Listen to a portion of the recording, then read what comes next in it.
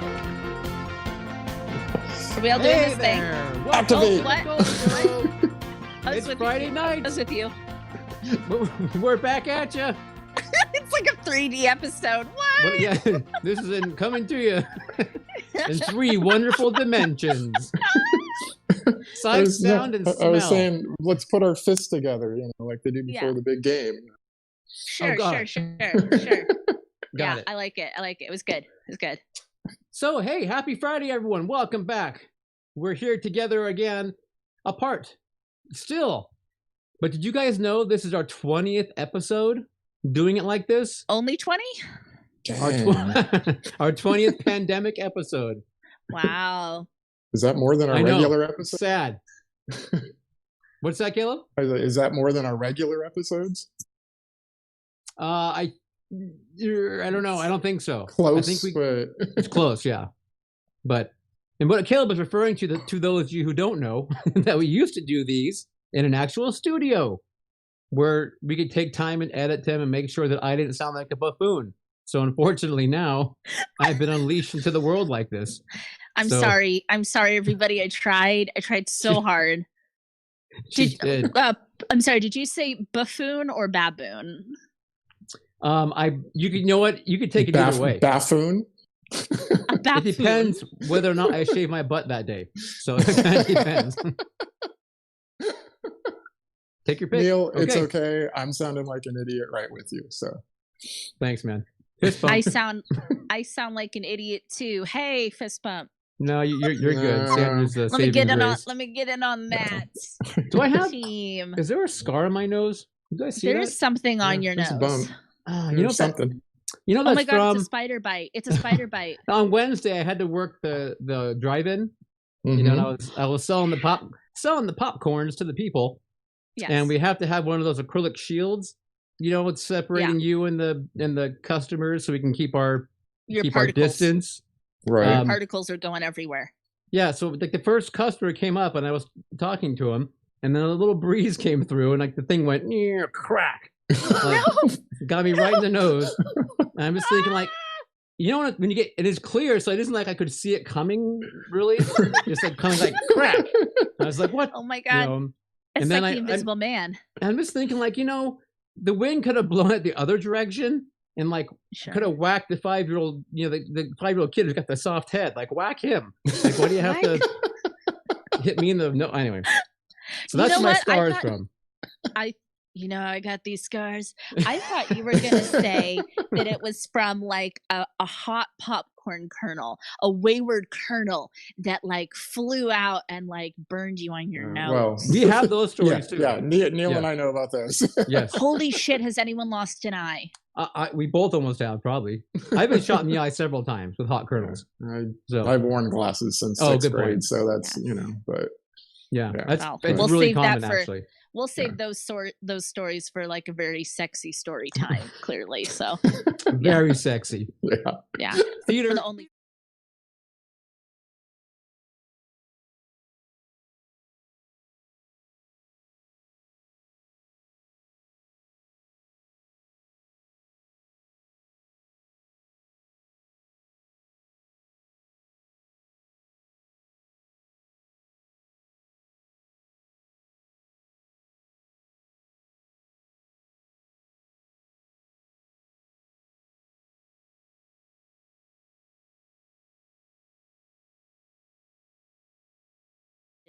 And I picked some of my friendly, delicious apple mint. So now I have like an apple mint sparkling water situation. It's super refreshing. That sounds good. Yeah, and it smells really good too. If only you had some vodka to put in that. Oh, that would be delightful in here. No, I bet. That would be. Yeah. That's nice. That's what I got. Caleb. I'm gonna open a can though. Sorry, it's gonna be loud. Oh, that's okay. We're used to that. That's all right. There. Hold on. Sandra's always the one in the movie theater who does that, like right when the movie starts. Just before it starts, though. Okay. Thank you. Thank you at least for that. I could not decide, so I've got a Moscow Mule and a Kentucky Mule. But not in copper glasses, though, because I don't have that. Oh my god, look at you. You're double fisting. Double fisting. Mixing my alcohol. Double fisting. I like it. Live on But the edge. they are in my Continental Hotel John Wick 2 glasses.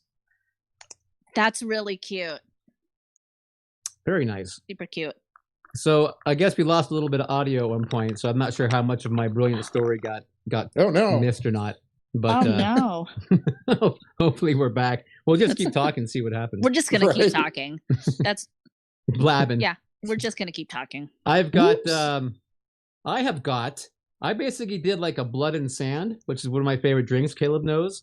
Yeah. Which is, although I'm about to say, but I did an audible, but I did a double audible.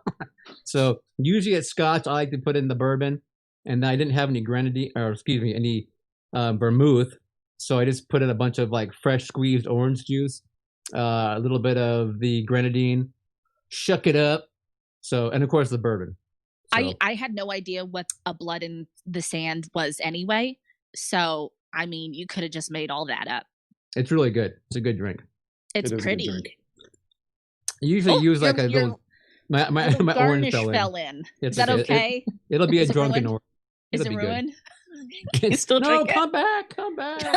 Throw it out. Throw it out. Well, Throw it in the fucking trash. Just try Ruined. Well, to Show's laugh it ruined. out. yeah.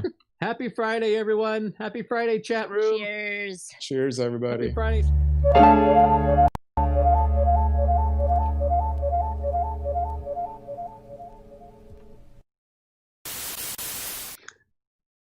All right. I'm So hella joining refreshed. us, we have got we got a big old chat room. Let's see. We have got Laura and Love Mindy. you. Mindy's you. working on week 2 of her 47th year, or is it 48th year? Whatever it is, however that works. I know she's Got 47. this. Is she working on the 48th year, right? That's how that works. I don't do math. Okay. We've got Lewis is back. Welcome, Lewis. Hello, Lewis. Be glad you are not massaging people tonight. As bad as that sounds. Lewis is a masseuse, just so you guys know. That's why I said that. I was gonna say like he should be massaging us. Right? I know. And we got Vision's Truth. Welcome back, Visions. Vision's Truth. And of course, Mark, the Brah. our new Mark, the Reverend new Mark. Mark. I'm not sure New what and I want improved. to call Mark something. Is it the Reverend Mark? I'm not sure what else to call him. How about Mark from Pismo? Ooh, there you Because go. he's in Pismo Beach. Pismo Mark. There you I go. like it. Pismo Mark. bro. And we got Enoch. Enoch Enoch is just here. joined. What's up? Welcome, Enoch. Hi. And Michael, if you're with us, say hello. Hello. All right. And of course, Scott, the wonderful producer, who didn't get Hi. let off work till super late, so he had to rush home, throw down some saltines, and here he is producing. Some saltines and some bourbon. That's what he subsists on. But that works. That is a damn fine meal right there. It's very sailorish, I will say, for like your jolly sailor boy. Okay. What do we talk about today? Oh, you guys have media consumed. Yes, we do consume media. I Awesome. always go first. Caleb, do you want to go first? No, please. Why break tradition? I like our Yes. order. It kind of works. I know. It does kind of work. Well, I'm just kind of pushy and bossy, and I just want to go Well, first. I think it goes from best looking, and then it works its way down. Yeah, So. works its way down to Yeah. to you. To worst, yeah. Yeah, that's sad. That's sad. That's all right. But maybe you're not wrong. Maybe someday, like maybe when a 5-year-old pushes an acrylic shield over a urinal, then maybe, then maybe you guys can go after me. Stupid toddlers. They just think they own the damn drive-in. I know. I know. I said So- it was the wind, but I was trying to be polite. I know it was that damn toddler just It's 5-year-old. the kid going, Yep. What is it about clear things and kid handprints? Yes. Stop. Yes. I'm It's sorry, like Pringles Sandra. Go for ahead. them. Say pop, they can't stop. Hi. So I have just a couple of things. One, not related to like movies and stuff, but baseball's back, and I'm like really happy about it because I am a lifelong Giants fan, like born, raised. My parents are huge Giants fans, and I love the Giants, and I miss them so much. I was like, I didn't realize how much I took for granted baseball season until I didn't have it. And like I can listen to the games on my phone at work, and as long as I don't have like other people around, and I watch them at home. You guys know I love to read during commercial breaks, and like baseball's perfect for that with like pitching changes. Um Yeah. Amazing. And I learned that from Uncle Stevie, Stephen King. He always has a book when he's either in person at a Red Sox game or at home, because he's like, what else do people do during pitching changes? I don't understand. I'm like, They eat. They eat. They go get a not, beer. not Uncle Stevie and I, we read. You guys read. Okay. We read horror books. Other thing is we had a really special, huge guest on Genre Junkies podcast. We had the Alpha Omega vampire werewolf shapeshifter necromancer queen Laurel K. Hamilton on our show. She has been Wow. writing paranormal horror urban fantasy since 1993. She's been writing this series. This is the 27th book in the Anita Blake Vampire Hunter series. Dang. Motherfucking 27. And I was like, I've been reading this woman's books, not since 1993, but since I was like 14, 15. And I was like, oh my God, please be a cool person. Please do not be like a troglodyte bitch, you know, like please Right. be awesome. And she was like super, super amazing, awesome. So Where's she located? Missouri. Ah, So we did the Skype. good old MO. Yeah. But anyway, so that was cool. If any of our crossover fans are Laurel K. Hamilton people, and I'm sure some of them are, because if you like vampires and you don't read Laurel K. Hamilton, like you need to rethink your life. You need to rethink your life choices. For any of our literate fans, we Yes. recommend you take a listen to the Genre Junkies. I'm not one of Yes. those literate people, by the way, Yeah, but no, He is you get not. you get to I am hear not. Sandra and the producer Scott talk about books and novels. And, yeah. Yeah. and I've said it once and I'll say it again. Producer Scott's voice is so velvety on that show. It is like Velvety. it is like taking drinks of hot liquid caramel. I mean, that is Oh. like that Yes. is And then Scott's you take voice. it, and then you take it and you pour it over the Velveteen Rabbit, and you have Scott's voice. Yeah. See, there you are making one of your literary references, but that's okay. I That's just not want to like drink that. hot liquid caramel. Do it. Live You your know, best life. do I, it. you know, I think I would drink hot liquid caramel. Not caramel? No, not caramel. No, not caramel. Never can- caramel. Put it on your popcorn. Hey, Oh, we what? have an I love Ashley. caramel. Hey, Ashley. There's an Ashley on the Ashley. chat. Hello, Ashley. Hi. And she was Hi. very excited about Missouri. Are you in Missouri, Ashley? Are you a Missouri? Let us know. Let us know if you're in the MO. You are. I know who that is. She is Oh, a you do? Missourian. I think I do. Oh, think okay. Ashley, I know you. Okay. Well, This is an inside joke, I guess. Because No, Scott she's is a real laughing also. person. She's a real Oh. person we know Okay. who lives in Missouri. Oh, she lives in Yeah. Missouri. That's cool. All right. Yeah. What part of Missouri? I love Kansas City.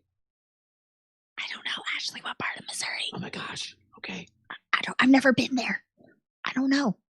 She's KC, Kansas City. Oh, there you go. There you go. I love Kansas City. That's a great city. You Anyway. go everywhere, Neil. Jesus. Not everywhere, but I've been to a lot No, of he places. has. He's been everywhere. He's Anyway. been everywhere, man. He's He's been everywhere.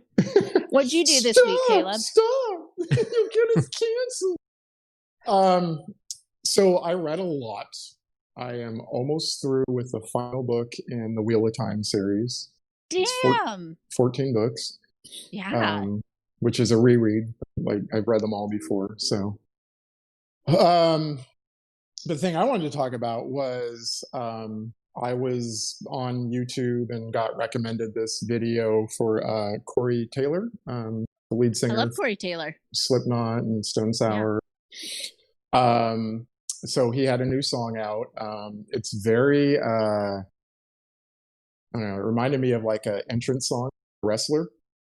You know, like I'm very listening. right. I don't know. It was cool. It's kind of Limp Bizkity, kind of rap rock. But he had a bunch of like other celebrities just do little cameos in it and show up. And at one point, Tom Savini was was in the video. Yes. Like, Okay. holy shit. That's fucking awesome. So, I haven't seen this yet. I know that it hit the social media and yeah, people it's were called talking about it. CMFT, which stands for Corey Motherfucking Taylor. That's awesome. Okay. Yeah. Wow. Good old Tom Savini. I love when he pops up in things. No, it's yeah. It was just totally unexpected, you know. It's a special treat. Yeah. Oh, Beautiful. What about you, Neil? You clearly did nothing but get injured by popcorn. That's about it. No, but go with me on this one. Jesus. So I want to address one little thing. So after last week's episode, we got a little correspondence from something that took place from someone who was a little upset by something that was said. So we have to regarding something that like one of my co-hosts said last week, basically. Oh shit. If you recall, Sandra, the SPCA wrote to us because they were very upset at something that Sandra said with regards to Scent of a Woman being a forgettable or who remembers that movie. So sure, the SPCA did this. Yeah, the Society for Pacino Connoisseurs of America, the SPCA. Okay. Got you. We're very upset that you said Scent of the Woman was like, who remembers that movie? I did say that. You don't want Al's pals coming against you. That's all I gotta say. Because Pacino's platoon will get you. You don't want them on you. Well, then you know what? SPCA, I got another one for you tonight. Don't do it. Buckle in, bitches. You don't want them on you. I'm trying to help you. Too late. Shots fired. Gonna go for 2 tonight. All right, I warned you. Anyway, Al Pacino loves me. Not as much as me. No one screams Al like I do. Oh my god, Al Pacino loves me.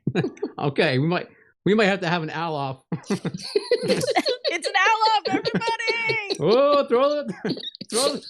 This is done. It's an Al off. Well, that's good because if I pissed off the other SPCA, I would never forgive myself. I'd be like, but I love the animals. I don't eat them. I take care of them. I love them. Why are you mad at me? Oh, I forgot about those guys. That's right. The Society for the Prevention of Cruelty to Animals. Yeah. That's funny how that worked out. Yeah, the other SPCA. Weird. Yeah. Weird. Okay. Weird. So for real, I did watch a movie that I've been trying to watch since it came out, and it's been like 6 months at least. Since it came out, I finally watched it, and I freaking loved it, and that is Jojo Rabbit. So, yeah, have not seen that either. Finally watched it over the weekend. I cannot recommend that movie enough. If you guys sad? Please, it's not. It's poignant. It's very poignant.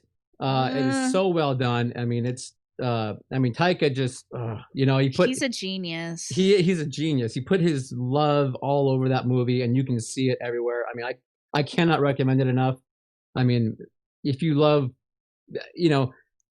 it's historical, and it's got the sad and it's got the funny all kind of mixed together. So I mean, I don't know. You really got to watch it. It's such a good movie. Do you have to be like in the mood to watch it? Do you have to be like in a mood? Is that hard? Because 1 minute you'll be laughing at like something kind of pretty hard, that's happening in there, and then the next minute, bad Nazi stuff happens, and but overall it's a feel good film. It's just, but I mean, I don't know. If you can watch Greasy Strangler. You know how I get about feelings. I don't like feelings. I know you don't like feelings, but this one is worth. I think you have to worth watch the sacrifice. No, yes. I'm sure I'm gonna love it. I've just been afraid because I've been afraid to it'll make me upset. So. Oh. I mean, and it might, but I think it redeems itself. But there's some really funny stuff in there, and the acting is so good. I mean, yeah, everyone is just so good in it. So. Okay, good. Please, everyone out there, go watch Jojo Rabbit if you haven't seen it yet. Okay. Yesterday, 11 years ago, yesterday, by the way, John Hughes died. So it's been 11 years already since the man John Hughes. I just wanted to point that out, that he's been gone for that long already. It's hard to believe. Damn. I know. It's nuts. Neil, you're really good at pointing out when people are dead. Has anybody ever told you that? Thank you. It's his talent. It is my talent. Yeah. You're good at it. Thank you. I appreciate that. I'm going to take that as a compliment. So, sure. I love dead things. And then finally, let's see. This week in 1988, the Blob remake opened in theaters. I love the Blob, so I wanted to bring that up. The Blob is a good time. Because that remake, yeah. I think, is a fantastic flick. If we ever do another one of those, what were those? The gems, the unknown gems, uncut gems. Yeah, then we're gonna. I'm gonna throw the Blob in there. That's a hidden gem, though. People love that. Okay, good. I don't know if it's got a fright rag shirt. I don't know if it's hidden. I don't know the rules though. Oh, okay. Well, they have a lot of weird. They do. They get scared. I think it's one of those things that it's known in the genre, but if you went outside, you might be a little hard pressed to find anyone. Yeah. Knows of it. I think you're right. Yeah. Well, that is it. That's it for me. That's it. No more. No more shtick for me tonight. More shtick. Should we get into it? Please do. Should we get down to the heart of the matter? That's a song. The heart of rock and roll is still beating. So tonight, for those who do not know, we are counting down each of our top 5 guilty pleasure movies. And here's the thing. I think I speak for all of us when we have way more than 5. We're just doing 5 tonight. But there will be, spoiler alert, there could be other guilty pleasure episodes because it's kind of a really good topic. Yeah. Because there's a lot. Yeah, there's a lot to unpack there. What is a guilty pleasure movie, you may ask? So for those who don't know, according to the Oxford Dictionary, and I will have you know that Neil looked up this definition. He is literate. I went all the way to England to look it up. He went all the way to England. Oh my God. He chartered like a little ferry boat and went all the way to England. According to the Oxford Dictionary, guilty pleasure is something such as film, television program, or piece of music that one enjoys despite feeling that it is not generally held in high regard. So it's like if people were to come over to your house and they like see it on your shelf, you'd like stand in front of it and like block it with your body. And block the view. Yeah. Right. And be like, it's not there. It's not there. Pay no attention to the Blu-ray behind the curtain. Yeah, and everybody would be like, is that what I think that is? Or you have a story about it, like, oh, someone gave it to me. It was a gift. My grandma gave it to me. Yeah. I did not buy that My Little Ponies Blu-ray, I promise. Hey, you know I'm all about that pony life. You are the pony girl. I would never hide that. To be honest, I'm not very embarrassed by a lot of my guilty pleasure things, but I know that I should be. Yeah, I know that I should be, but I'm just not. I think we're all on the same page with that. We're pretty shameless. Yeah, shameless beings. I think I have 2 on here, maybe, that I'm, like I may not hold my head as high when I say I'm a fan of it as the other 3, perhaps, but it's like acknowledging that it's like cheesy or corny or bad. There's something not good about it. Or just straight up bad. Or just bad, yeah. It's just bad. But you still like it for whatever reason. All right, Sandra. First? All right. Good Lord, it's like I never stop talking on this show. Okay. At number 5, we have a movie that my co-hosts know I love so much. Definitely don't feel super guilty about this one. But it is 1988's Waxwork. Oh, yes. I love Waxwork so much. I talk about it a fair amount. I saw it like when I was probably about 13 or 14 for the first time. And I just like freaking fell in love with this movie, and it's technically a horror comedy, but it's like the parts that are supposed to be funny aren't funny, and the parts that are like supposed to be scary or serious are funny. So, Right. and oh my god, unless we forget the final battle at the end, which is like fucking hilarious. But I mean, the plot is convoluted. It's four young people, and these are all like reputable actors in 1988, including the little guy from Grammys, little Grammys guy. What's his name? Neil Zach Galligan. Oh yeah, Zach Galligan. Zach Yes. Galifianakis. They go to You said little, so Totally. I'm like, Right, I know. The I'm like- Corey? no, Spike? was there a little guy who paid Spike? I don't know. Where's he going? Howie But- Mandel. So it's about some young people who go to a waxwork museum, so like wax figures, and they all happen to be evil. I won't spoil why that is, but what you need to know is you will get sucked into these dioramas and have to be in this world and play out the scene. Yeah, it's very silly. It's very silly, and I love it so much. Yeah, I think it's a fun film though. I agree. It's definitely they give it the old college try. You know, They sure did. So- It was like it's so convoluted though, and the dialogue is just like unbelievably cheesy. I don't know that I've ever seen it. I'm looking it up right now. You probably Okay. haven't. You It have wouldn't to be one that I You can't showed watch to it you. without me.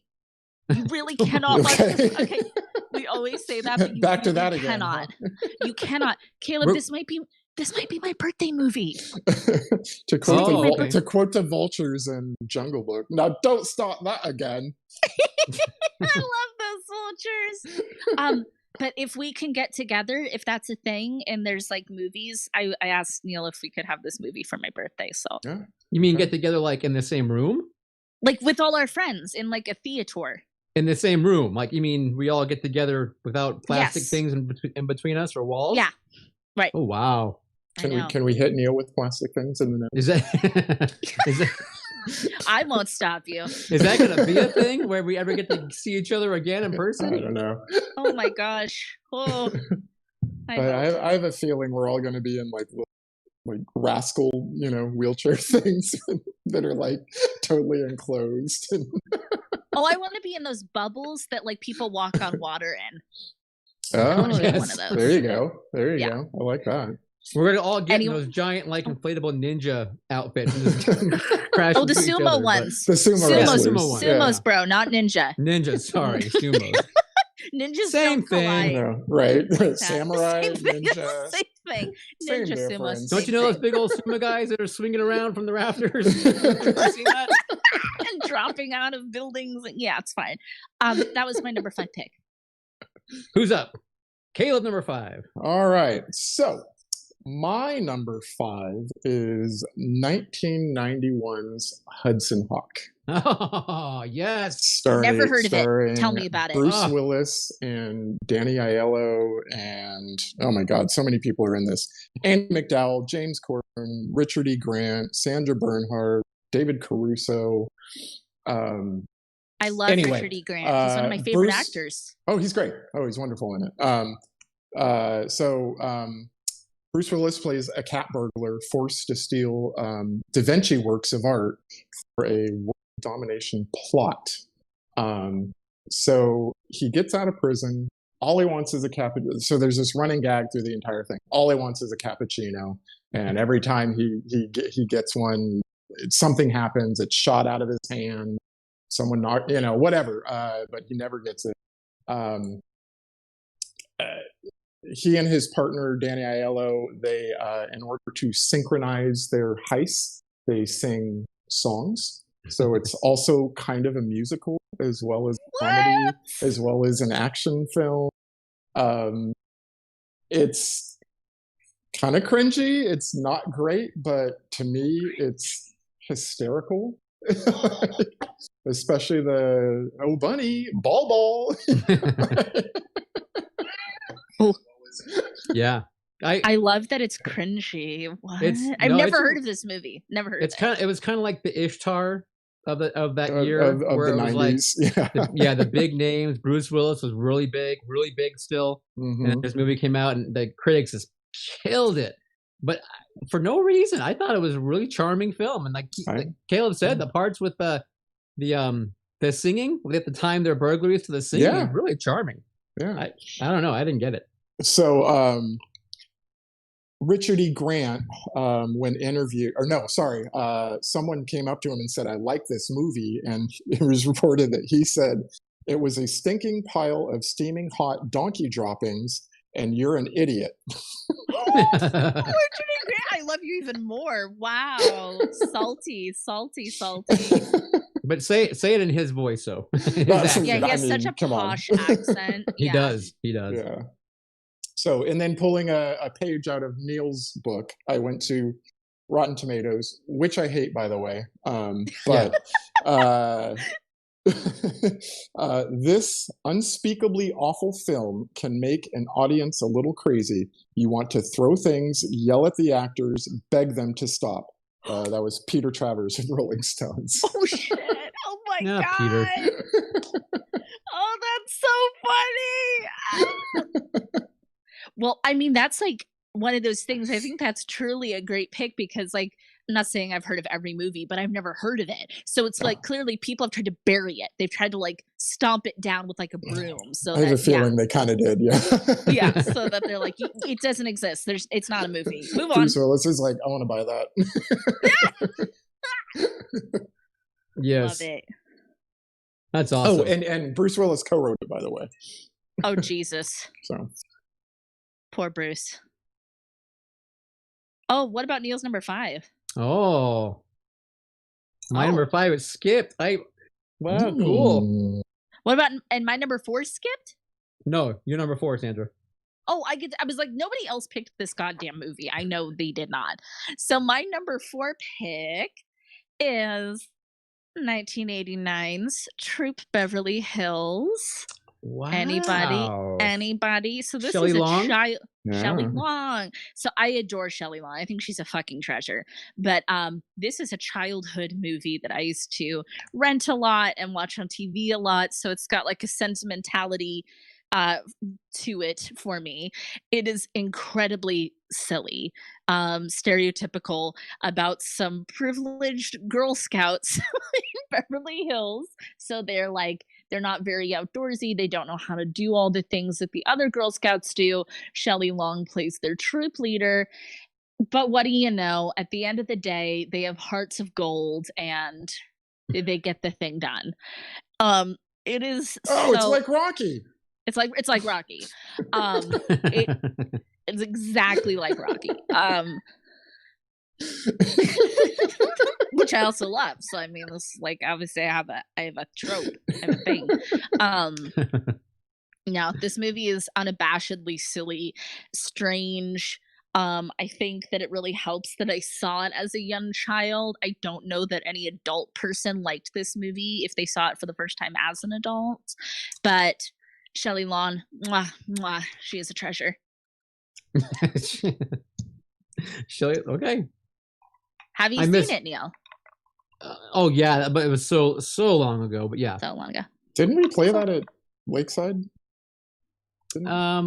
Either we played it or we did it as a kids' summer movie. Oh, it might have maybe? been okay. Oh my God, that's what I'm thinking. But totally a kids' summer movie. Sandra was oh probably there in the audience, causing trouble. Probably, I was probably yeah. popcorn. Probably ripping the seats out. This is awesome. That sounds just like me. It did. That was weird. All right, Scott. I'm sorry. Who's up? Okay, Caleb. So my number 4. Okay. So my number 4 is Howard the Duck, which came out in 1986. That was for you, Sandra. Totally ridiculous movie. I will admit that about a duck from Duck World that gets pulled to Earth and meets up with Leah Thompson and Tim Robbins. You guys explained this movie to me because I'd never saving the world. No, it's ridiculous. It's ridiculous, but I like it so much. I remember at one point, Neil had me and my girlfriend at the time over to our house to watch to watch this again, and at one point it was just Neil and I. The girls had totally left. They were just like, "This is stupid. You guys are idiots." Oh no! And she broke up with him that night.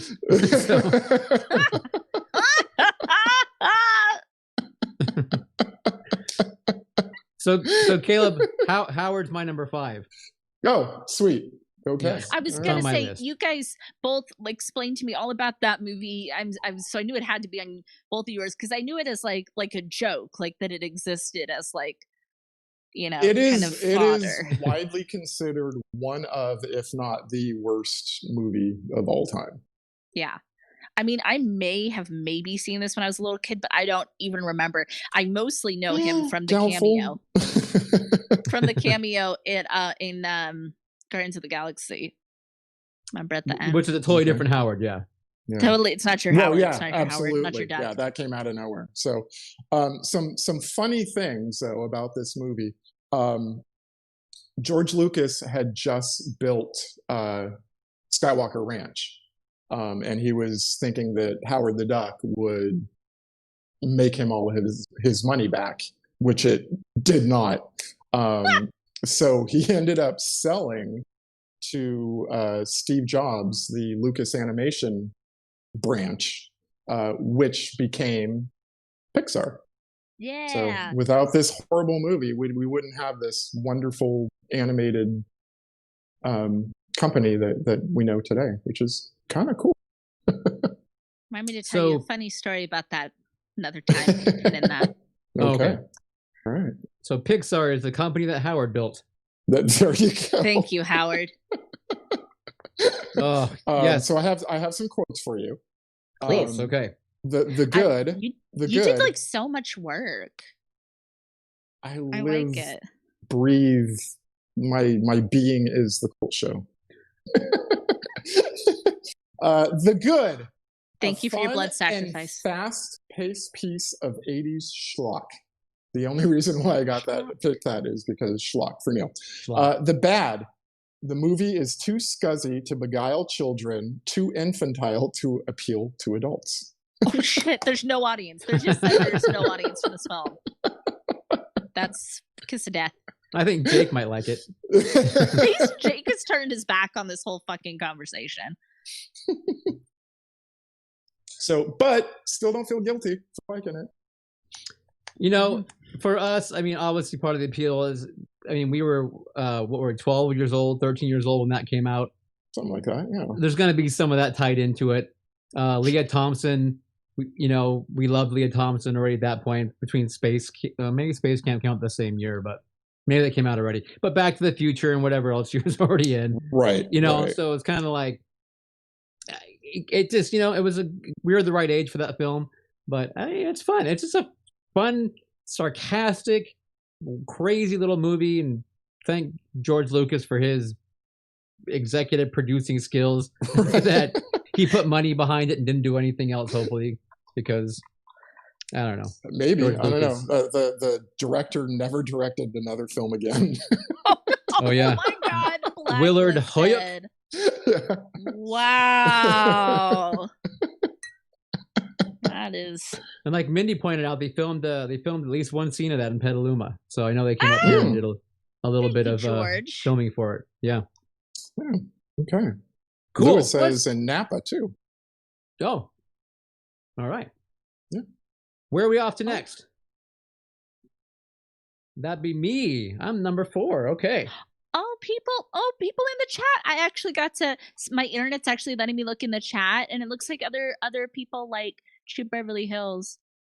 Oh, do they? At least Mindy does. Thank you, Mindy. Thank you for acknowledging me, Mindy. Well, Lewis at one point posted something, then he retracted it, so he must have said he liked it and pulled that out real quick.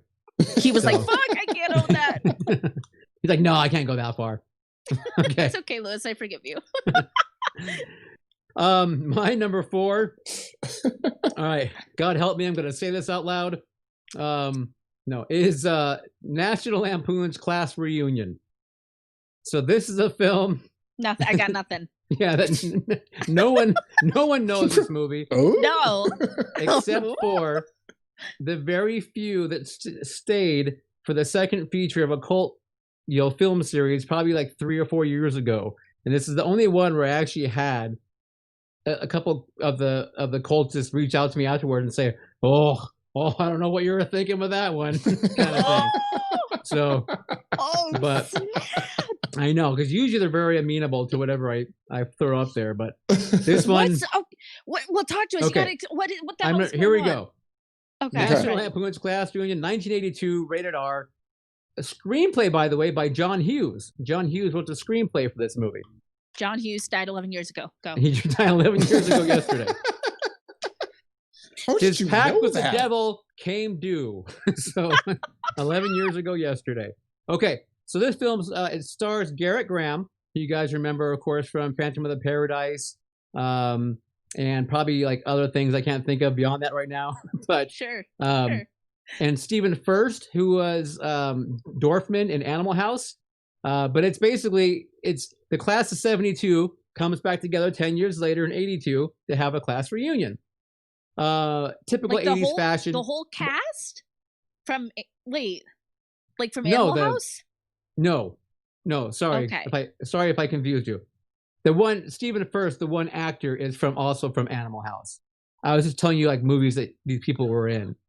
God, I'm with you now. I'm with you. There you go. Okay, so in the movie Class Reunion, they graduate from high school in 1972. So fast forward 10 years later, they come together for their class reunion. In the graduation party they had in 72, they played a mean trick on it, one of the nerd characters. So 10 years later, he decides he's going to get revenge on them when they all come back. So it's a horror parody, basically, of Oh my God. and National Lampoon style. And it's just got a lot of fun, crass craziness in there. A lot of it doesn't make any sense. Like just this early 80s editing, and the acting isn't necessarily isn't very good in all of it. But it's got also Anne Ramsey, who we know as Mama Fratelli from the the Goonies. Yeah. And she plays the cook, and she's just like serving up all this slop at their reunion, and she's like, try some of my Jello, and she's just like plopping Jello at them and like slinging it all over the place. And it's not funny, except I like laugh hysterically at it when I just the way she like flings Jello at people. And one point the killer tries to come get her, and she's like trying to fight him off doing kung fu. She's like, "Oh, hiya, hiya, hiya!" Like, trying to fight off the killer, and he's got a chainsaw. I mean, it's just so ridiculous, but it's hysterical to me. Karate always trumps chainsaw. By the way, karate trumps chainsaw. So why were people like, Neil? What were you thinking? Like, why do people have that reaction? I just don't think overall that it's not funny to people. They just don't find it funny. Yeah, I don't know. Well, Mindy's saying that she loved it. Thank you, Mindy. I got one. Okay, I've never heard of it. No, me neither. Yeah, it's. By the way, the high school they went to is Lizzie Borden High. So hey, I love that. It's Lizzie Borden High, a cut above the rest. It's like their tagline. Oh my God, it's a pun. It's a pun. It's a pun. 80s puns. But it's just a silly film. But I don't know why. There's a scene where the three girls, like, they know the killer's out there, and some of the class goes out to try and find the killer. So there's three ladies who stay behind. They decide to entertain the rest of everyone else, and they get up and start singing Supreme songs. And they do this whole big elaborate musical number. And it's just out there, but it's just a fun film.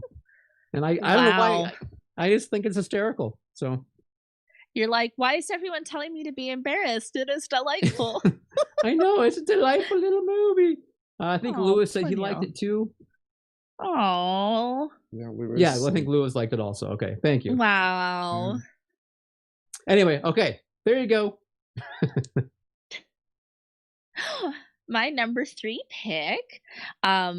This also is a sequel, but it's actually part of a franchise that I really like in a guilty pleasure sort of way. And that would be Child's Play 3 from 1991. Wow. No idea why I love this movie, why I connected with it as a kid so much that I couldn't shake it. It is one of the worst of the plots, absolutely, in the franchise. Andy, now an older teen, goes to military school, and for some ridiculous reason, Chucky follows him there. Like, I mean, That's what he does. I mean, I guess it's what he does, but it's like move on, Charles. Find someone Seriously. else.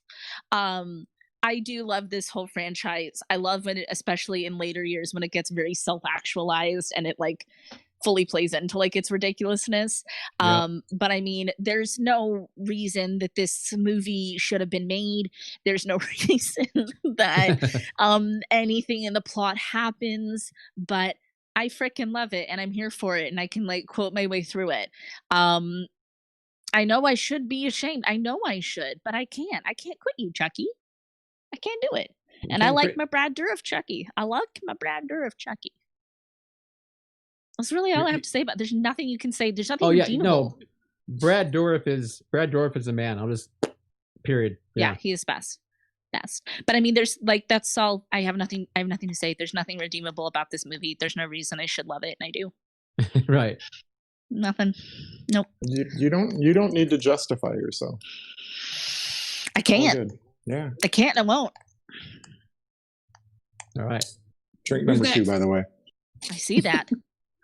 Caleb, 3 on the second drink. So my number 3 is 1993's Last Action Hero. Starring. I like that movie. It's a really good movie. It's fun. It's a fun movie. I love that's what we say for all these. It's fun. It's fun. Well, okay. So when this first came out, I and I've told this story before. I did not like it. I think Neil and I saw it together at a screening, an advanced screening at the Kabuki Theater in San Francisco. And SDDS, don't forget. The first movie in SDDS. What's SDDS? Sony Digital. Sony Dynamic. Digital sound. So it was a big thing back in the 90s. Yeah, it was the first movie to be released in that. Oh, okay. It was a Sony picture, so that makes sense. But I mean, Arnold was coming off some of his biggest hits, and this movie the world wasn't ready for it, because in the movie he's basically making fun of action star persona, he should have waited until like the later 90s or maybe even the 2000s, like Stallone did with Expendables, to make this movie, because I think it would have been a lot better received better, well received. Am I sounding stupid? No, we're just trying to. No, you're good. I also saw this movie in theaters. I think I might have been more of the intended audience in that year, and I was not at the Kabuki Theater. I was probably in Petaluma. Yeah. Oh, okay. Yeah, Caleb, I've never thought about it that way.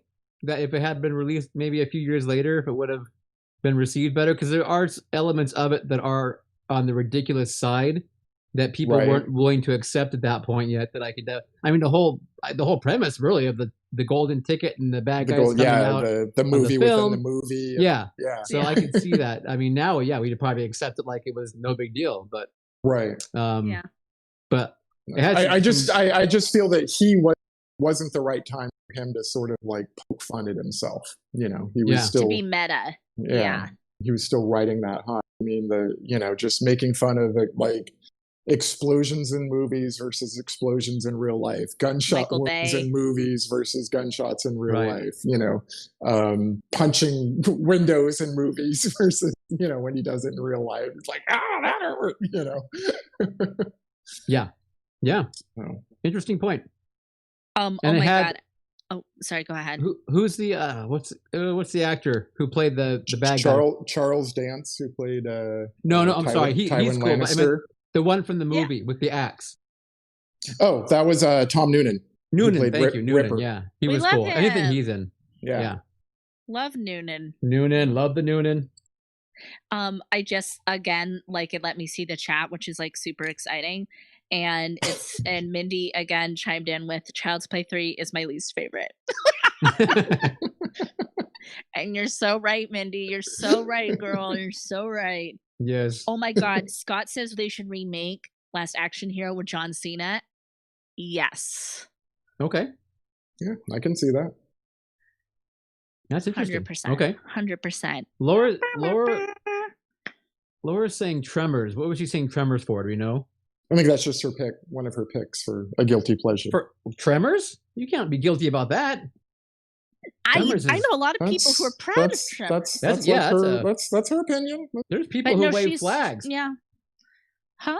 There's flag waving Tremor fans. They get up on that. They stand that movie. They get up on that. Oh, they do. Good job, Neil. Good job. Tremors is just Dirt Jaws. Just Dirt Jaws.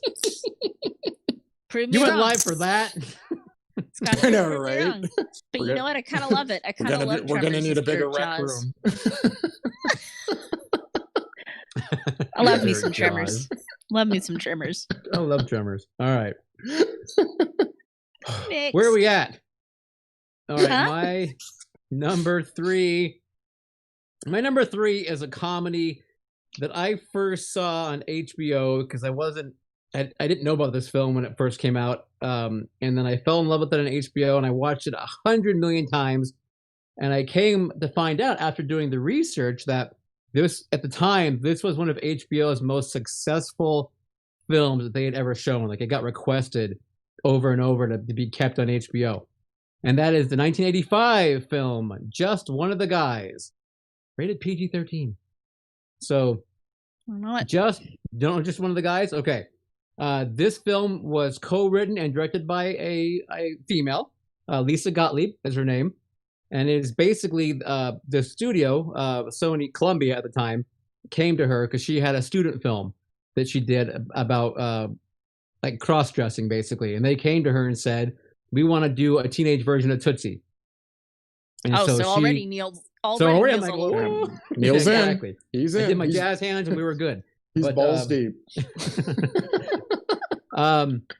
Anyway, so basically she wrote the movie which the idea of this a pretty high school senior that wants to be a journalist writes a compelling article, but it gets rejected from a contest to do an internship at the local paper because basically of her looks and who she is. So she says, I'm going to go to the competing school dressed as a guy, submit the same article, and you'll see that it's going to get accepted. So it's basically about her doing that, dressing as a male, going to the school, and then, of course, dealing with life as a man, a boy, whatever you want to call it, a dude in the 80s. Teen dude, yeah. A teen dude, and basically just how, dealing with the school bully and making friends, the other girls that are over there, the whole thing. But so that's the premise behind it, but there is so much great comedy in this movie built in.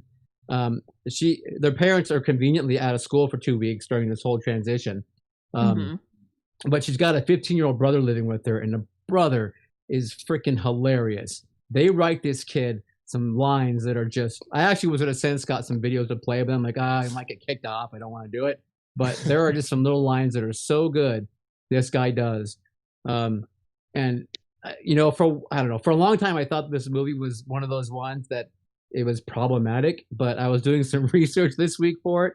And I guess actually it's more the opposite because of the fact that it takes the female perspective, whips it around and makes, she say, I can't do as a female, I can do as a guy to show you guys you're all being a bunch of misogynist freaks and exposing the double standard. Yeah, basically. Well, yeah, and especially like back in the day, I mean, it still happens, but especially back in the day, like if you were any sort of a writer or a journalist, you couldn't like be a female. They'd like tear your manuscripts up. They didn't want to hear it.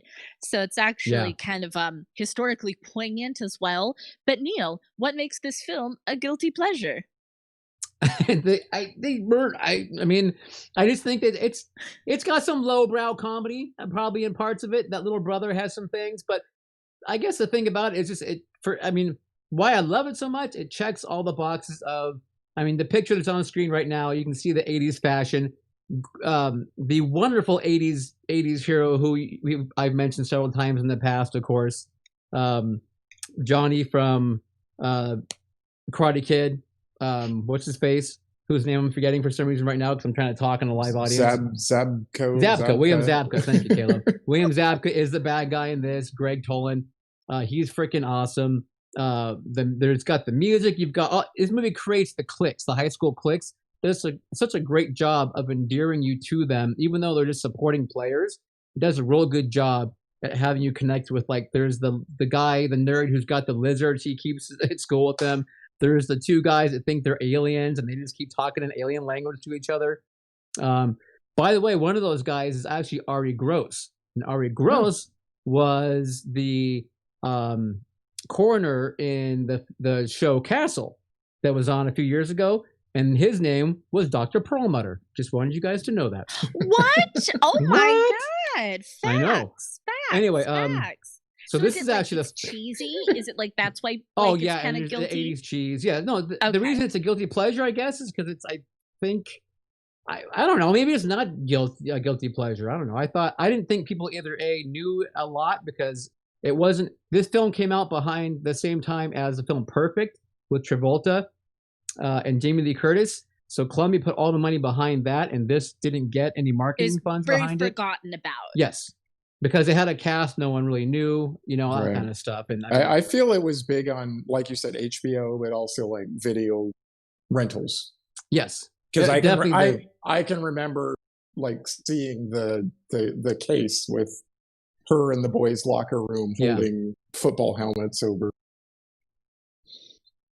breasts. I just saw in the comments, my cat was so ashamed you ran off. Jake was like, "Look this." I wanted to point out that Mark in chat said like the same premise as Soul Man. Yes, but Soul Not Man as offensive. Soul Not Man as has been offensive. canceled. We don't talk about that movie. And then Soul Man's like one of those. It wasn't okay when it came out either. It was like, Yeah, no, it was. I mean, I remember watching it and no one having a shit fit over it. But looking back on it now, people did. People did. I've read the things. It's just it wasn't a 24/7 social media news cycle. Yeah. Right. Right. Anyway, so that's I mean, maybe it's not guilty. Maybe it's accepted, but I don't know. I don't know. Regardless, It I seems pretty recommend guilty. this film. I'm gonna allow Neil. I'll allow it. Thank you. Yeah, Caleb. it seems pretty guilty. It seems pretty guilty. It's pretty guilty. I mean, I can Yeah. look up the Rotten Tomatoes score for you if you want. Go ahead. I bet it's a 40. No, we already did it. Okay. 47. Producer 47 Scott. Scots. I was gonna say 46, but I was close. Okay, That's pretty low. So Pretty low. but it's so good. not as Okay. low as my number one, but All right. Howard the my Duck, by three. the way, is a 15% on Rotten Tomatoes. Woo! Wow. That's bad. Who's up? Who's up? Sandra too. I'm so excited to talk about this film. This is actually kind of a special announcement, too. This film has been inducted just this year into my comfort film list. Oh wow. So we did the comfort film episode. We were going to have a big ceremony, but with COVID going on, it didn't get to have its proper induction into the Hall of Fame. But just know it's there. That would be 1997's The Devil's Advocate. Oh, Pacino.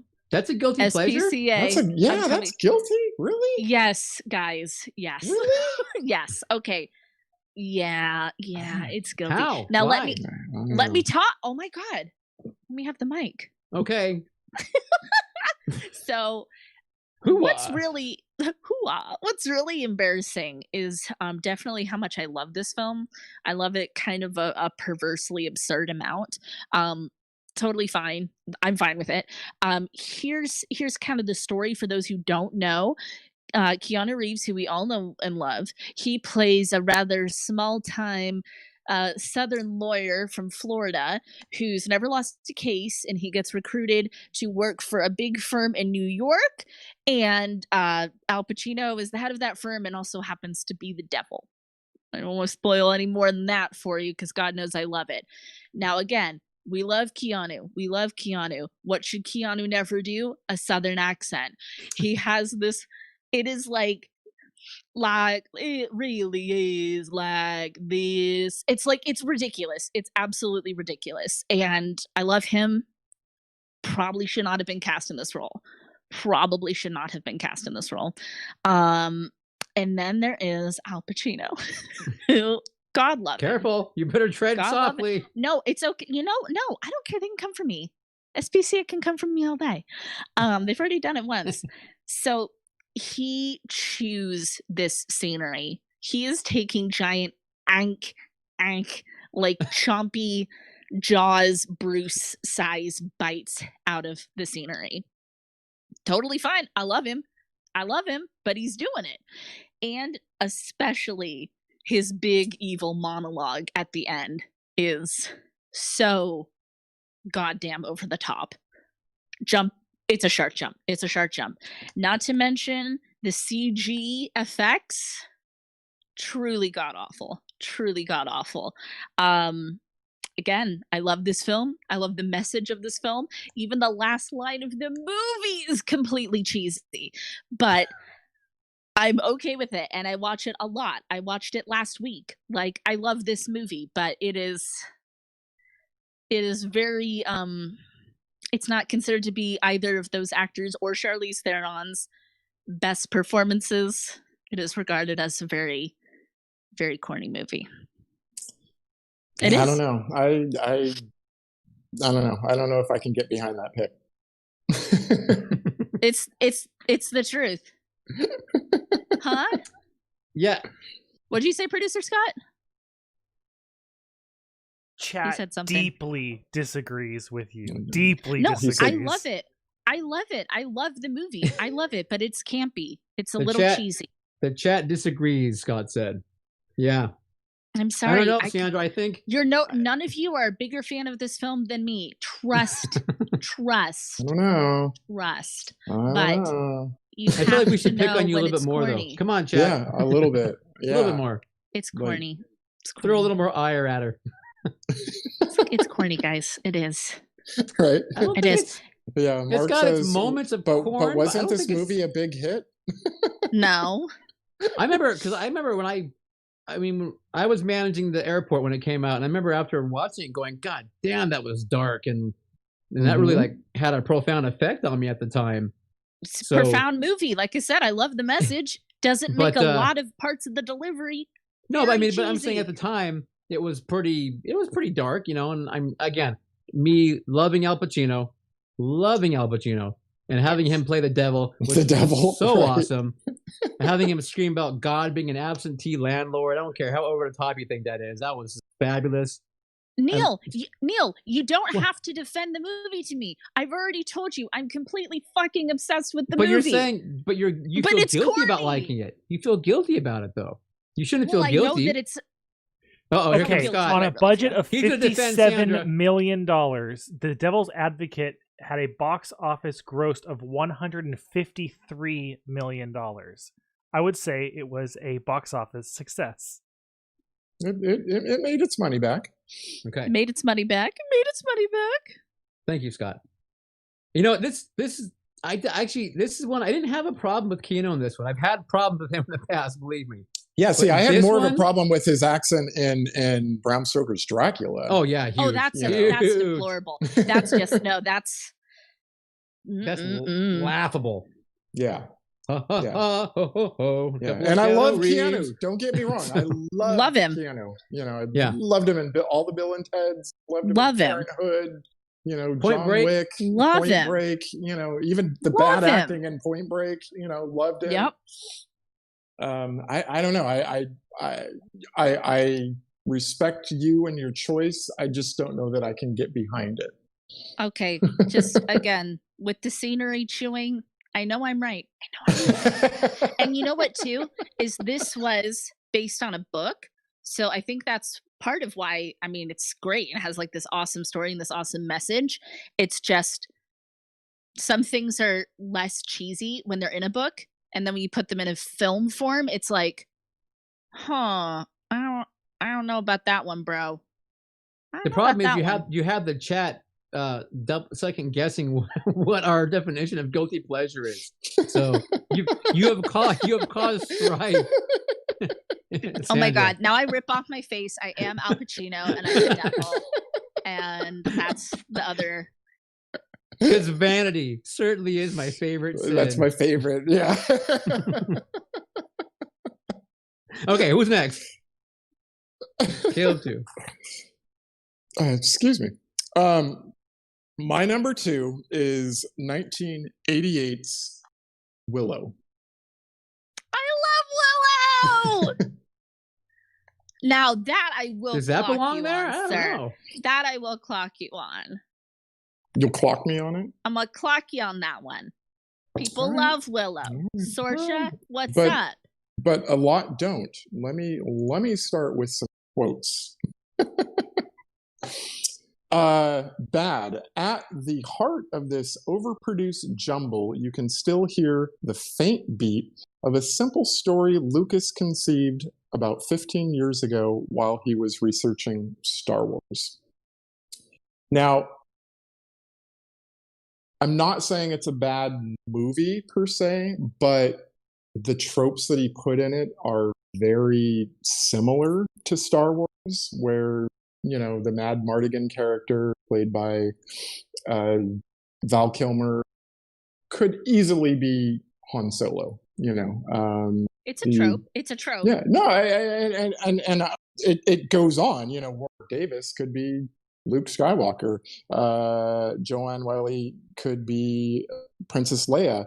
You know, it's just one of those. It kind of felt like a recycled movie that you've seen before, and yet it was just in a different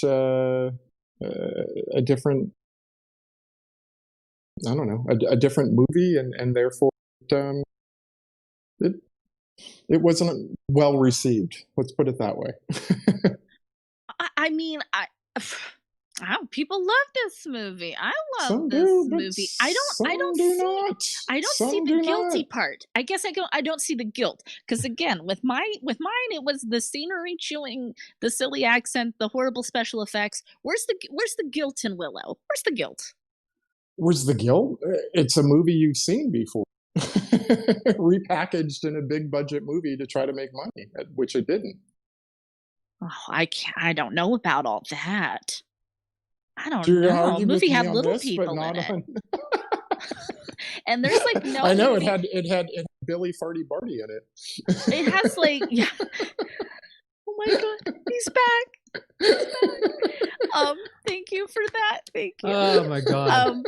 But Best name like, ever. There's like I feel like it's kind of progressive, kind of ahead of its time. Like even in The Hobbit, they just shut people down. I love this movie from the very first time I saw it. I've always loved this movie. Me too. You know, I adore this movie. It was supposed to be a trilogy. George Lucas. Surprise. But because it didn't make any money, it was not. And I guess they put it out in novels, which I've never read, but oh, me neither. Yeah. Maybe something to go out and look for. Oh, I don't know, bro. See, and Neil seems unconvinced too about this guilt. Yeah, Neil doesn't like the movie. Yeah, it's not my kind of film. I don't know if it's a guilty pleasure. Caleb, again, he's causing strife in the chat. So that's what we love to do. We love to I'm stir sorry, that chat pot. people. I don't know what's going on tonight with these two people here. So oh, shut up, Neil. You're just picking movies no one's ever goddamn heard of.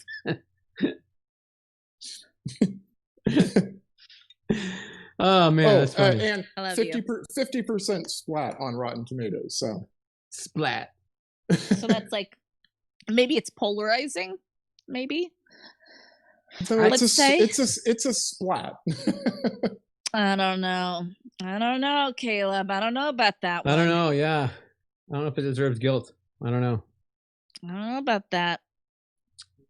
Okay, I'm gonna go before we.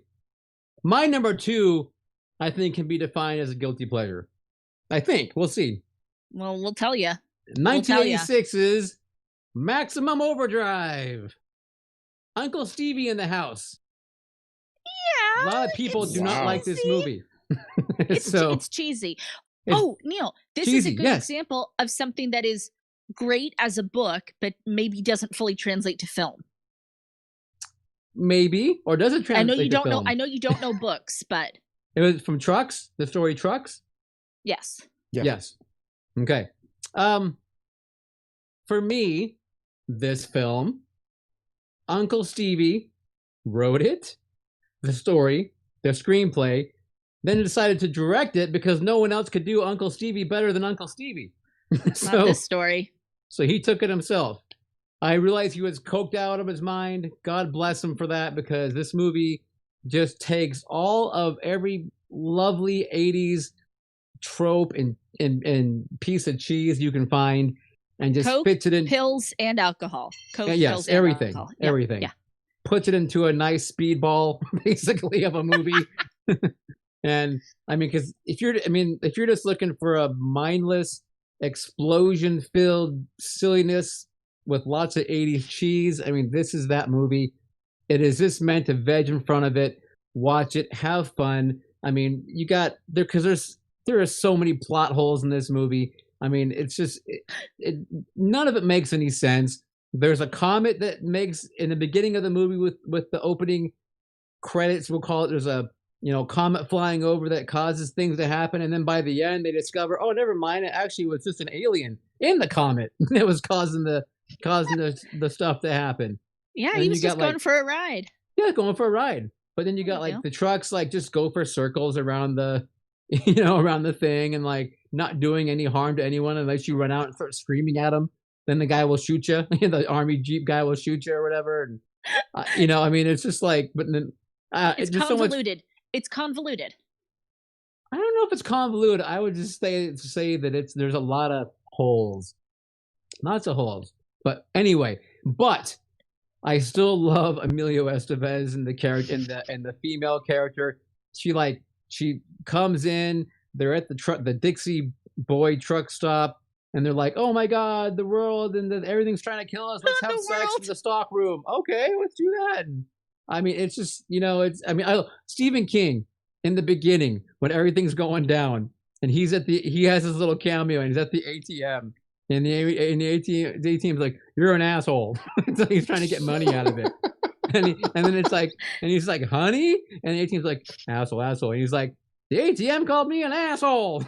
Hilarious. He says it in this little Keanu Reeves accent. And it's just it's so funny. I don't know. The film's crazy. I love the opening sequence where you got the soda cans killing people and chainsaws and remote control cars killing dogs and big roller what do you call them, asphalt roller things running over kids and everything going to crap. It's just, I don't know. And AC/DC. You got a soundtrack by AC/DC. I mean, you got Who Made Who blaring. It's just a fun, mindless film. It is. It's pretty cheesy. I am going to say convoluted. Okay, that's fine. Yeah, but cheesy good time. A little cheesy, guilty. Cheesy. Yeah. Producer Scott? Number ones are up. Their number one pick time. All right, here we go, people. We're not doing honorable mentions this time because we have so many. No. So we're just going to do probably this list some other time. My number one pick, 1997 was a good year for me. Con Air.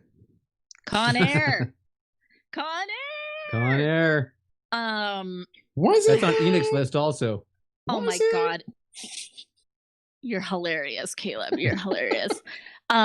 Nick Cage as an Army Ranger who just out of jail, in jail for the stupidest, corniest, He would never, hello, he's a white guy in the army. He would never have gone to jail for this, first of all. But also because it's like, you're too dangerous. You're a human weapon. The regular laws of society don't apply to you. Come on, that is like so unbelievably cheesy. He's just out of jail. He hops a flight home with a whole bunch of convicts. They've stuffed all these terrorists, gangsters, and serial killers into one plane. And, well, he's got to save the day. He has a long, flowing mullet, a dirty little white ribbed tank top, jeans. You have How Do I Live Without You blaring in the background. Absolutely hilarious, hilariously strange movie. I adore it. I love it. I've seen it a million times. I'll watch it till the day I die. I've talked about it with these guys before, but it is so cheesy. Nick Cage, oh, that accent. Again, with the Southern accents, people, if you can't do it, maybe just don't do it. Maybe just be from somewhere else. Maybe. Cyrus the Virus. What's up? Cyrus the Virus. Yep. I told you I like this film a lot. From you too. No, I like this film a lot. I think it's great. It is great. It's not my guilty pleasure. I will stand up and say, "Hi, I like this movie." So, well, I think we've all established that we're all proud of our guilty pleasures, but I mean, the movie is unbelievably corny. Absolutely corny. It is corny, but it was meant to be. But people love it. A lot of people love it. Yeah, we all love it, but it still argument doesn't. You used against me with. Well, yeah, but I don't think Willow's supposed to be like cheesy or anything. This is unbelievably cheesy. Every character in this movie is in their own little world. They're in like their own like little planet. $224 million. Yeah, like people love Nick Cage. God, he was. Oh my God, I remember women went fucking crazy for Nick Cage in this movie. People were salivating. They wanted posters, centerfolds of Nick Cage in this movie. You know, at the time, Sandra, I was managing the airport theater when this came out, and I built that plane. I built like a 10-foot wide, mock-up of that plane for the lobby. Yeah. Like, because the studio sent plans, and how to do it. So we did it as a promotional thing. It was pretty cool. It was a big old giant. Big old giant airplane. Big old giant Con Air plane. Con Air. Con Air. I think it's a great film. I love it. I think it's just over the top and crazy and fun. Yeah, which is for a lot of people very cringe. It's for a lot of people very. I know Caleb doesn't like it, but Caleb will watch it again, so maybe it'll change his mind. Maybe. Possibly. How do I live without you? All right, Caleb's number 2. My number 1? I'm sorry, 1. Thank you, Scott. Number 1. All right. So, my number 1, and I don't think this will be a surprise to anyone that has listened to our show, but this was a movie that also came out in 1997. A little film directed by Kevin Costner called The Postman. The Postman. That's a good one. So, this has a 8% liked rating on Rotten Tomatoes.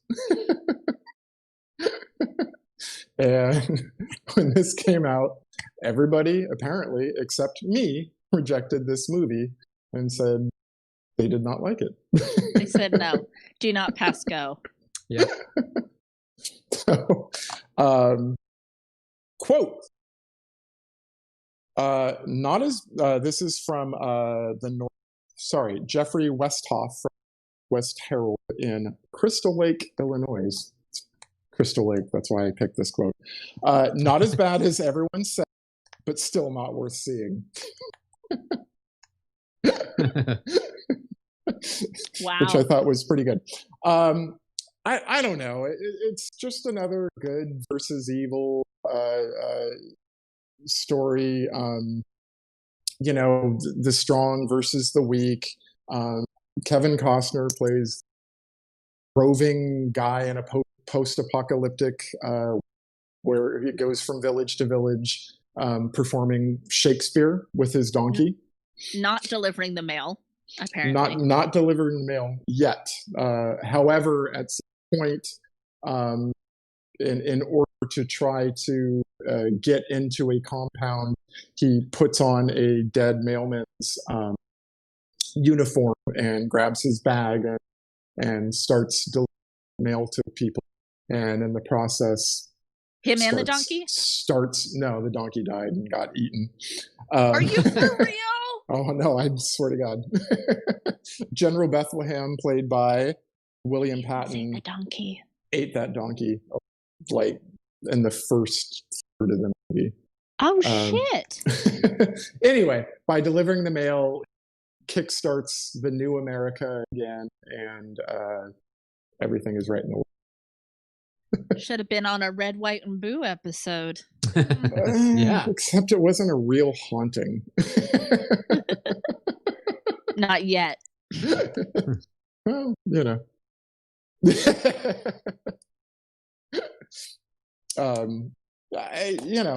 Look, I get it. This movie is very bad, but I just always liked it. I've always enjoyed it. I sort of took it as kind of a fairy tale that has a happy ending. Yeah, you defend this movie. You've done it here. Oh, and I will to my dying. To your grave. To your postman grave. To my grave. Very well. Caleb's crazy. I've still never seen this movie. And nor should you. You're gonna hate it. They could have made it in I like don't an know. hour and a half instead of the 3 hours or whatever the hell it is, 3.5 hours, whatever. Oh, that's right. So- It's long. It's really long. It's like 3 hours. Yeah. Fuck. Yep. Okay. Number one for me. This is gonna probably turn some people away from listening to our show, but that's Jesus. okay. Not going to be a surprise to Caleb, though, I don't think. Can I guess it? No, Can I say it want for to you? say it. I want to say it. No. You already know what it is. It's not hard. I to do know guess. what it is. Howard So- the Duck. Part two. No, my number one is in fact a sequel, but it's from 1982 and it's called Grease 2. Knew The it. sequel. Yep. Grease 2. When you talk, I gotta go. this is I'm a gonna go. guilty Good night, pleasure. everybody. This is the definition of guilty pleasure. Grease 2. I don't even know what happened. I don't know how this film ever got in front of me to begin with, but No. it did, and it stuck its talons into me, and it has been there ever since, and I have been a staunch supporter of this film being every bit, if not better than the first Grease. And But wait, Grease isn't good to begin with. So well, and you then don't like her make another musicals, one. so that right. So that we have like different levels of Grease- Sandra here because Grease is amazing. so you don't Sandra doesn't like anyway. And I'm Yeah. not saying first. So Caleb and everyone else, I'm not saying Grease is bad.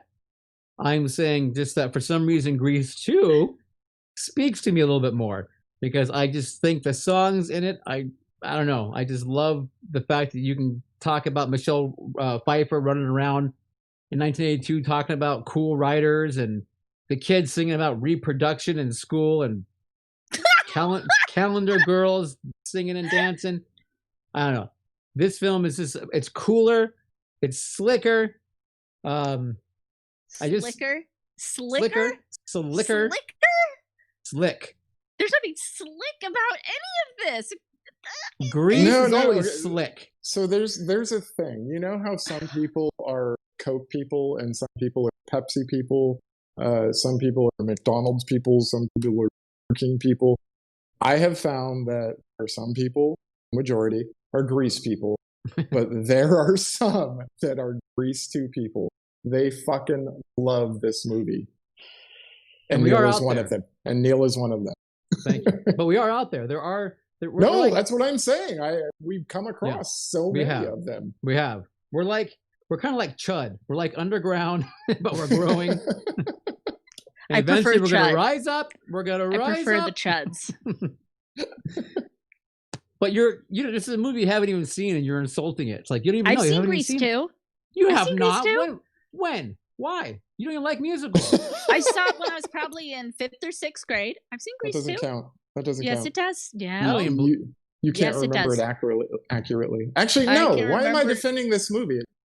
No, go. It was. Oh, please. Anyway, yeah, so so obviously it takes place a few years after the first film. Yeah. And it's basically the continuation of the Pink Ladies and the T-Birds, just going through high school and the hijinks that ensue.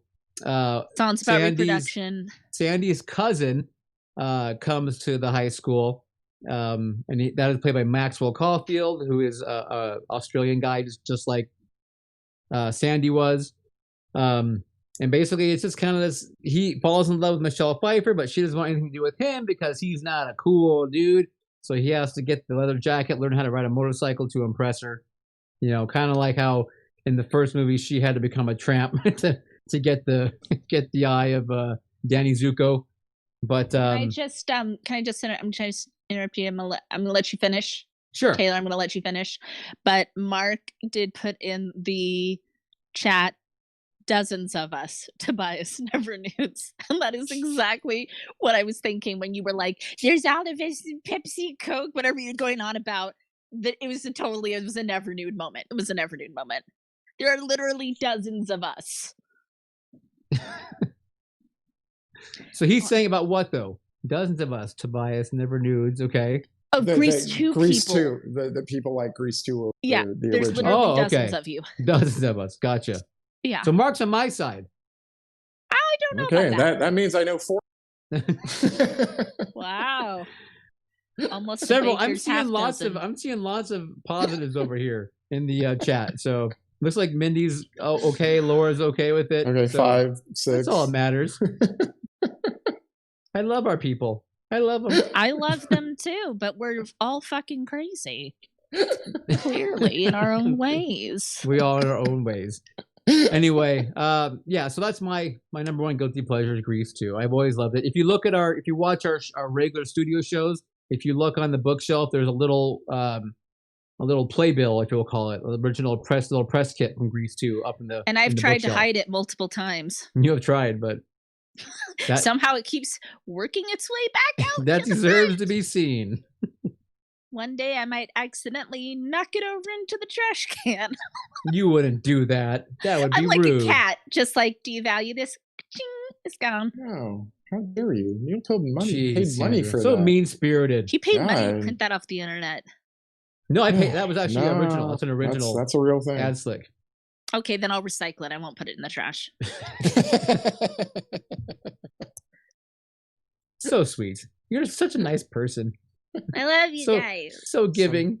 Love you Love too. you. You're such a little sister. I am. So is there anything else? Anyone else?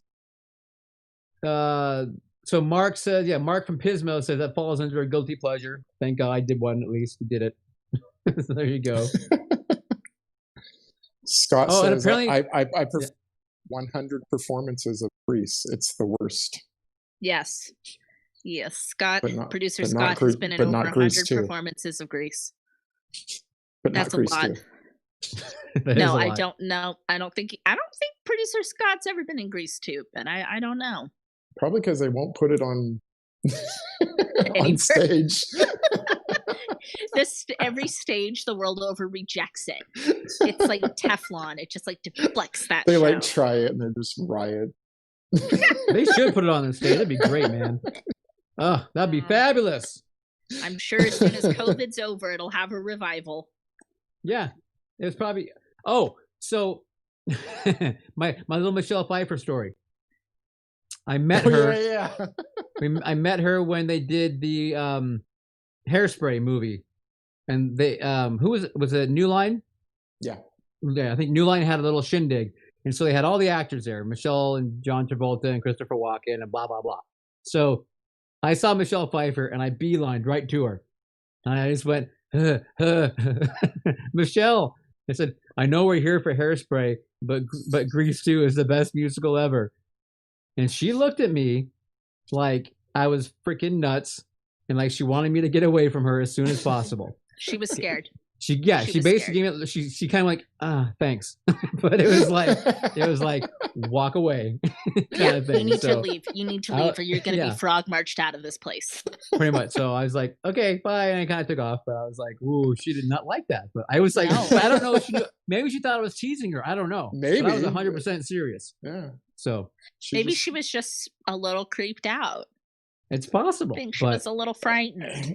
Maybe it was the leer. Could have been the leer. It could have been your weird way that you like. I mean, I like, was like, you know. I had my glass. I was kind of. Okay, that was it then.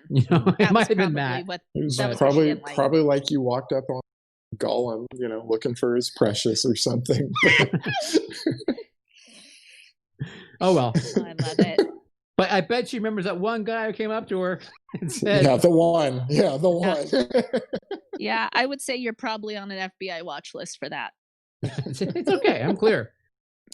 I ain't hiding nothing else, sister." Okay, Sure. so did we decide what we're doing next week yet? We didn't decide, did we? We kind of decided. Did we? Did we? Yes. I don't think we did. I thought Yeah. it seemed like a thing. A choice was made. Whisper Am it I to supposed me. to say it in front of everybody? No, Whisper don't it do to- it. no, 'cause no, I don't no. remember. Should I I don't remember us whisper? talking Just about anything. Whisper it to me. Oh my god. Are you for real? We had a whole conversation. Scott, do you Whisper it remember to me. anything? It's okay. I have headphones on. Okay, Scott doesn't remember either. So I think Should I Sandra's whisper it? Sandra's Oh tripping. my god, Whisper it. my cat just took my microphone. Should I whisper? Did you guys see that? She literally just took it. We saw. I saw a tail go by. Yeah, that was her. She was like, "My microphone, mother. Your show is done. Goodbye, YouTube." That was one of them dirt sharks. shark. Coming by. If you like land sharks. We were gonna do like a fuck, marry, kill thing. Oh, but that was for the whole show? Yeah. That's kind of the way that you made it sound. It's like, No, we're I gonna said do as a that. No, segment that or that a was little- that a was little just piece. a bit we were gonna do. Like Yeah, a that was a bit. segment. Yeah. That was a bit. Well, That wasn't that's the gonna whole be show. that's part of it. That's gonna be on the Okay, next show. then you can say that part. Say it. Yeah. Well, no. We'll keep it a secret. Whoa. Holy shh! Did your cat just knock your microphone too? Yes. You see that? Yeah, I totally saw it. Saw a tail go by. So next week we're gonna do a segment of the what word did we decide? I said hump. Hump, I like marry, kill. hump. Hump, I marry, like kill. smush. You like smush, I like smash. smash, Smash. procreate, marry, kill, whatever you want to call it. Fuck, check, What or was that? marry. Yeah. I mean, that's what I kind of like. I like fuck, marry, kill, but Yeah, I we're trying to keep it. People This is are for kids. This is a kid show. oh So we're yeah, kinda- absolutely it is. Smash, marry, kill for the kids. This will be perfect for a Cannibal Holocaust episode for the kids, Yes, we'll play- exactly. and we'll play that game too. Okay, awesome. So we're gonna play that game. Are you saying we're watching Cannibal Holocaust? At some point, Are we're we? gonna watch it. Are we? That's the movie I'm dreading watching again. I don't want to watch it. Well, I don't I know don't what wanna do people watch think. it. Do people tell us? Do you want to hear us talk Ugh. about Cannibal Holocaust? That movie is. That's a rough one. I know, right? It's rough. Cannibal rough. Holocaust or Irreversible? I think Irreversible in a second. Well, But- Irreversible is a better I've never film. seen Cannibal. Irreversible is a better film, but it's I don't know that I want to watch Irreversible again. no, I don't. You will I if you really watch don't. Cannibal Holocaust. You'll be like, Oh, really? Oh, I'll be yes, like, please. "Oh, let's watch that. 5 I'll watch times in a Cannibal. row." I'll watch it again, but not. I don't know. Anyway. People tell us. What do you think? What do you think? People tell us. We will take your opinion into consideration. Yeah, Yes. yeah, I know. Enoch suggested we do apocalyptic films. Okay. That's a good one. Enoch, I knew I liked you. What's up? Postman. The Postman. Maybe Sandra, we had the wrong Postman. brother. Ah! I'm just Oh kidding. my It's possible. goodness. Right. All I right, might have the wrong one. let's wrap this up. Oh my God, it's late. Holy crap. I need to go home. Have Bye, my everybody. bed. Bye, Mindy. Bye, Laura. Bye, Lewis. Pismo Mark. Vision Bye, Stuart Enoch. Mark. Michael. It's his birthday next week. Michael's birthday is next week. We will sing. Enoch. Bye, We will guys. sing.